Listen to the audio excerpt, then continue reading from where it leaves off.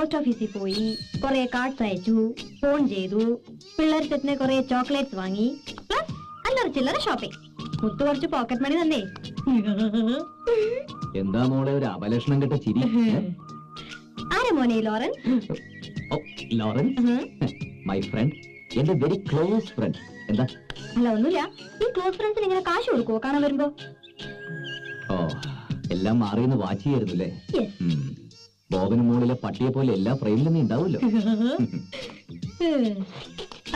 Financial problems വളരെ worry ചെയ്യുന്നുണ്ടോ? ചില്ലറ പ്രശ്നങ്ങളില്ലാതില്ല. എന്താ? എല്ലാ പ്രശ്നങ്ങളും സോൾവ് ചെയ്യാൻ ഒരു വഴി തെളിഞ്ഞു വരുന്നു സ്വാമി. എന്ത് വഴി?